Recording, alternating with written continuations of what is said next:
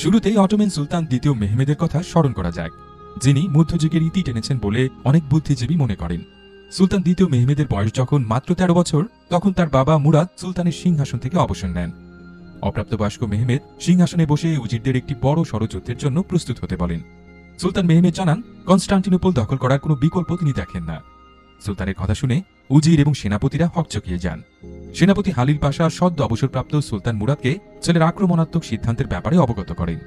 ছেলের এমন সিদ্ধান্তে মুরাদ চিন্তিত হয়ে পড়েন এবং পদত্যাগের সিদ্ধান্ত থেকে সরে আসেন। আক্রমণাত্মক মনোভাবের জন্য মেহমেদ কিশোর বয়সে সিংহাসনে আসীন হতে পারেননি। তাকে বাবার মৃত্যু পর্যন্ত ক্ষমতার জন্য অপেক্ষা করতে হয়। অন্যদিকে প্রায় ১৫০০ বছর ধরে এশিয়া ও ইউরোপের প্রবেশ মুখে অবস্থিত কনস্টান্টিনোপল শহরে রাজত্ব করে আসছে রোমানরা। রোমান সম্রাট কনস্টান্টাইনের হাত ধরে এই নগর গড়ে ওঠে এবং ৩৩০ সাল থেকে তার নামানুসারে এই শহরের নামকরণ করা হয় কনস্টান্টিনোপল। সে সময়ের পর থেকে ২৩টি সেনাবাহিনীর আক্রমণ ঠেকিয়েছে রোমানরা।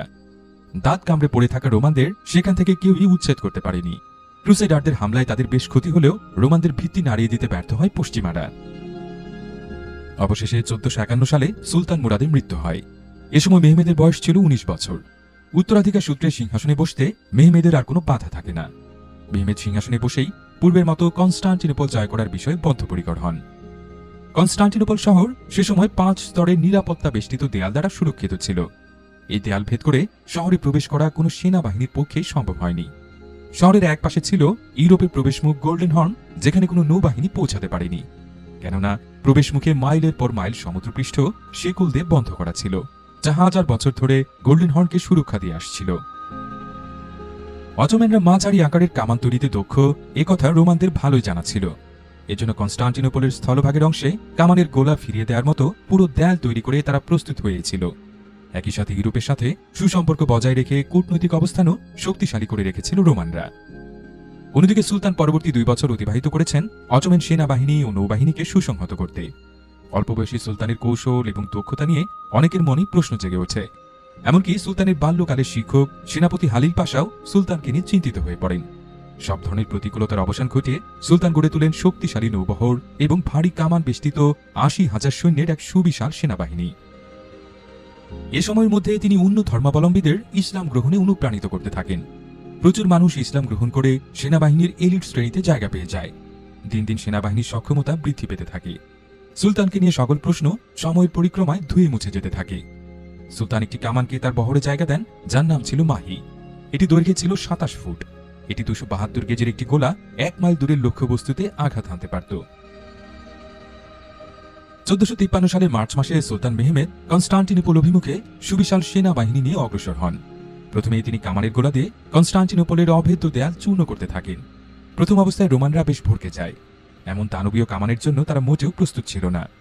তবে বরাবরের মতো তারা হাল ছেড়ে দেয়নি। ক্ষতিগ্রস্ত দেয়াল দ্রুত মেরামত করার সিদ্ধান্ত নেন রোমান সম্রাট। এভাবে সপ্তাহের পর সপ্তাহ চলতে থাকে। রোমানদের প্রচুর ক্ষয়ক্ষতি হতে থাকে, কিন্তু দেয়াল যেমন ছিল তেমনই থেকে যায়। মূলত রোমানরা যুদ্ধের চেয়ে দেয়াল মেরামতের দিকে বেশি জোর দেয়।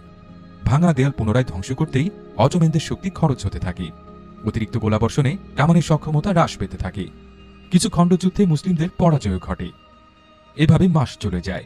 দেয়াল যেমন ছিল তেমনই থেকে যায়। স্থলপথ দিয়ে কনস্টান্টিনোপলে প্রবেশ যে অসম্ভব, সময়ের সাথে সাথে তা স্পষ্ট হয়ে ওঠে। আবার জলপথে গোল্ডেন হর্নে প্রবেশ করতে গেলে প্রথম শেকলের বাধাই সুলতানের নৌবহর অতিক্রম করতে পারবে না, এটিও ছিল সুলতানের কাছে স্পষ্ট। এমন পরিস্থিতিতে সুলতান মেহমেদ একটি ঐতিহাসিক সিদ্ধান্ত নিলেন। গোল্ডেন হর্নের দক্ষিণে গোল্ডেন হর্ন আর কনস্টান্টিনোপল শহর বিভাজনের যে দেয়াল, তা ১ স্তর বিশিষ্ট, আর এর উত্তরে গালাটা বনাঞ্চল। সুলতান সিদ্ধান্ত নিলেন বনের ভেতর দিয়ে নৌবহর গোল্ডেন হর্নে প্রবেশ করিয়ে এই দেয়ালে কামানের গোলা বর্ষণ করবেন। সুলতান গাছের গুড়িতে চর্বি মেখে সেখান দিয়ে নৌবহর নিয়ে যাওয়ার নির্দেশ দিলেন। রাতের অন্ধকারে গাছ কেটে স্থলপথে নৌবহর নিয়ে যাওয়ার এই পথ তৈরি করতে খুব বেশি সময় নেয়নি অটোমান আর্মি। হঠাৎ এক ভোরে রোমানরা দেখতে পায় অটোমানরা নিশ্চিদ্র নিরাপত্তা বেষ্টনী ভেদ করে গোল্ডেন হর্নে প্রবেশ করেছে। সুলতানের এমন অভিনব কৌশলে রোমানদের ভিত নড়ে যায়। প্রায় ২ মাস রক্তক্ষয়ী যুদ্ধের পর ১৫০০ বছরের ক্ষমতা হারিয়ে বসে রোমান সাম্রাজ্য। ইতি ঘটে তথাকথিত মধ্যযুগের। সুলতান মেহমেদ কনস্টান্টিনোপলকে রাজধানী করেন এবং এর নাম দেন ইস্তাম্বুল। তখন থেকে পৃথিবীর স্বর্ণের খনি মুসলিমদের হাতে চলে আসে। কনস্টান্টিনোপল বিজয়ের পর মুসলমানদের ইউরোপে প্রবেশে আর কোনো বাধা থাকে না। মুসলিম সাম্রাজ্যের স্বর্ণযুগের সূচনা ঘটে এখানেই।